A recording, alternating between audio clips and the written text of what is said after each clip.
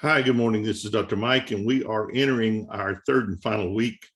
And so this is Monday. Just realized that our time frame is shortened and this class will end on Thursday night. So you need to have your work finished and turned in by then. If you run into a problem and need some additional time, please let me know and we can extend you through Sunday night. But I do need a formal request from you for that so that we can get things underway. I hope that the lectures and the textbook and the things that we've done during the first 2 weeks have been helpful to you in determining and helping you to become a much more professional person and an employee.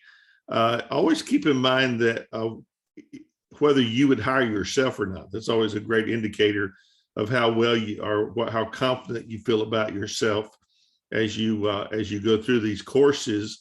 Our goal for you always is to be more professional and to be open to learning new things. And you'll always be learning new things. That's one of the realities, is that there is no finish line. You'll constantly be taking classes and learning things and updating. And because that's the nature of the world we live in, our entire knowledge base now doubles every 18 months.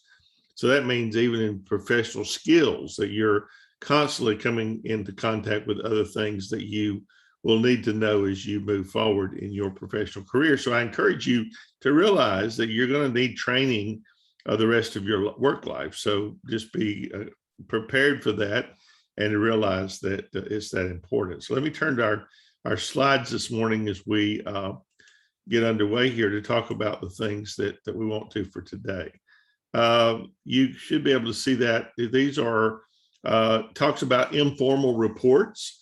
You will always be doing a multiple approach to most anything in the office. You never know what you might need. Depending on your position, you might be doing all kinds of things, from professional PowerPoints and to informal reports to checking data. And so you need to be aware as you move through these different things that you say, well, I'll never use that, but you never know what you're going to need when you go into a job. You might, when I went to BMW, I went to work on the line, putting in gas tanks, and moved up the line and got into logistics. And in logistics, I had to make multiple PowerPoint presentations to different department heads about parts and things of that nature. And then when I got into corporate communications, I ended up handling the presidential visit of George W. Bush when he came to the plant. So there's all kinds of things that go on in the work world. And as you move up the ladder, unless you just want to stay at the bottom of the ladder, move up the ladder, more and more is required of you in the way of professional skills. So we'll talk about informational and analytical reports and how they function, and then certain organizational strategies, writing styles that will help you to be a better person, a better employee. So basically, reporting in the workplace today, in this digital age that we live in, there are all kinds of reports. There are routine reports that keep managers informed about completed tasks, about projects, about work in progress. The reports help executives understand what's going on in their business and how they can meet the challenge of that business. And report findings may be presented orally in meetings or shared digitally in email messages or PDF files or slide decks. All these things are still very much used in the business world. There are three main purposes of business reports. One, you want to convey information. Here's something you need to know. You want to answer questions. Here's the answer to the question that you asked in the last meeting. You want to solve problems. And so here's one possible solution that you would like to look at and consider. There are certain characteristics of a business report that you need to be aware of. First of all, a report can function in multiple ways, but mainly informational reports and analytical reports are fairly important to the business world, and you'll see those quite often, and they will inform certain strategies. You have direct strategies and may inform it indirectly. It might be a piece of something that's a part of a bigger project that you're working on. We live in a day when we work basically in teams, and you'll hear that word quite often in the workplace. And so you might just be working on one piece of a project, and you don't see the thing come together until you and your teammates make presentations across the board. So let's look at informational reports just briefly. You're presenting data without analysis or recommendations. You are not analyzing it. You are not making recommendations of how things should change. They are routine. They're often periodic. You may do those weekly, monthly, quarterly, yearly, whatever the company demands. The analytical reports provide data and findings, but they also provide analyses and conclusions. So they literally analyze the numbers that you're looking at. You may also supply recommendations. How could we possibly fix this? You might want to, brainstorm in that meeting to get other people's ideas. One of the great things that you will find about brainstorming and meetings like that is that many times people will suggest the idea that you had originally. But it becomes their idea. And I'm here to tell you that they will fight and die for their idea, where they'll fight you over yours. So sometimes it's just really good psychology to plant your idea in the mind of your teammates, let them come up with it. You jump on it and act like that's the greatest thing since, sliced bread. And it's your idea. Yes, you're not getting credit for it. True. But you're getting buy-in from your teammates, and they will go much further down the road working off of their ideas than yours. So you may have recommendations, you may intend to persuade readers, and there again, that's what this thing's all about, to get people to work, to do things important. Audience analysis, report organization, the direct strategy, the readers are informed, they are supportive, they want results first. Indirect, readers may need to be educated. They may need to be persuaded. They may be disappointed or hostile. And so you have to think about all these things going into a meeting. Again, one of the major things of writing anything is determining who your audience is, what their feelings are, what their interests are, and you try to gear things in a way that will win them over. As far as your writing style, and this again, we go back to that same premise that you consider before you sit down to write what kind of report this is, who is going to be reading it, and what kind of style they're expecting. If you're doing it for your superiors, they may want a formal report. They may want a formal format. If you're doing it for lower level, if you're meeting with a committee you're on or whatever, and it's less formal, you can get by with an informal style. Informal style basically has the following characteristics. Number one, it is friendly. You're using a casual tone. It is first person pronouns and contractions, I, me, and you. It is shorter sentences using familiar words. Try to use the language of your field, and that can be increasingly interesting. It takes a while to learn that if you're new into a job. And you want to use conversational language. If your report is expected to be much more formal, say it's going to the board of directors, it's going to the president of the company, you want to be a little more formal. It wouldn't hurt any of us to be more formal in our writing than we do in our speaking. Be sure to take out, the slang and the things that we use in everyday speech. Do not use textees for anything that you are writing. That is not right and not cool. And before you turn in any report to anyone, you should spell check, grammar check, do all those things. In a formal style, you emphasize on objectivity, on accuracy, on fairness. You professionally distance between the reader and the writer, and don't be personal. Do not interject your personal opinion into a formal report. You might use a third person and say, well, the researcher found this or found that. Don't say, I found this and I found that. And don't use passive voice. What we need by passive voice is that in passive voice, the action is done to the subject. In active voice, which is what you should always write in, the doer does the action. And that may not seem like a big deal to you until you're reading a report or a long document, and then you realize it's kind of self-centered and it doesn't communicate well. Leave out humor, figures of speech, editorializing. Those things do not work well in the business world. Do not be telling jokes in a meeting. They will come back to bite you. How many people have lost their job because they told an inappropriate joke? Not today or yesterday, but 6 months ago, a year ago. And then when you get in trouble, somebody brings that up. I mean, the Jeopardy host in the last 2 weeks has lost a job over inappropriate comments from 6 years ago. So these things have a shelf life that is amazing.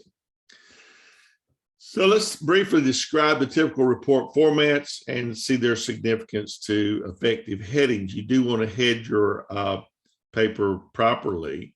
A letter, good thing to do a PDF. A PDF is important because it cannot be altered by the person that receives it. An email, a memo, always send an email, cover note, manuscript, pre-printed forms, digital. Like a slide deck or other formats would be considered digital.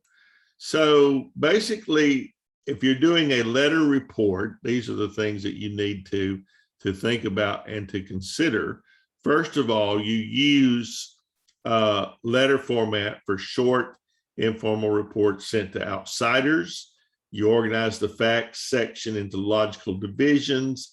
You identify by consistent headings. As you can see here, you want to be sure this looks like a letter. You should have a date, the person and the address to whom it is going, a salutation, dear Ms. Burgess, and then you do a real short paragraph of introduction, and then here are the facts that we are dealing with. So you're very to the point, up front and cut and dry. Single space the body, double space between the paragraphs. In this case, you don't indent, which is formal. And that's a pretty good rule of thumb. If you were indenting something, you don't do a space between the paragraphs. Leave 1 or 2 blank lines above each side heading so that it draws attention. Those are really important things to know. Side margins should always be 1 inch to 1 1/4 inches. Let me say this, it is never right to change the margins, especially to make something look longer than it is. That's considered cheating.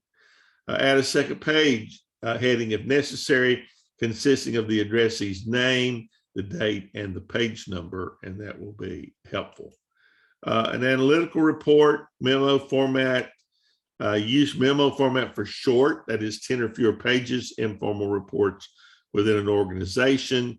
Always keep your same margins. Sign your initials on the from line and consider attaching the memo to a cover email for delivery. In other words, you write an email, attach the document to the email and say that there is a memo attached and what it's about. Informal reports, email and memo formats, chunk the similar information into groups. Do not wander all over the field. Get everything together that goes together. Use concise headings to quickly identify the subject matter so that your readers can understand it very quickly. Email, and that's what this is about. It's about communications. So you want to communicate effectively. PDF documents are a popular delivery format. Some reports are animated, maybe hyperlinked to other content. Slide presentations can be converted to video. Slide decks are a condensed image-rich format, not intended for verbal delivery. So you really don't talk people through that. So effective headings, write short, clear headings, experiment with wording that tells who, what, when, where, why, and how. Include at least 1 heading per report page so that they can follow what you're writing about. Try to create headings that are parallel. Create team motivation. It treats employees like customers, and they appreciate that. Construct a hierarchy of headings, levels using placement, size, and font, and don't use more than 3 heading levels, which is important. So basically, this is, you notice the points here. Do not go bigger than 14. In fact, I usually say don't go bigger than 12. 12 is about the max. But for a title, you can't get away with it. You bold it, you center it. You have a 2-inch margin from the top, then 2 blank lines, title of the report, 2 blank lines, first level heading, whatever that is, 1 blank line, and then you talk about it. Then your second heading and third heading move to the left-hand justification, and you do the same kinds of things. So they're all kind of different headings.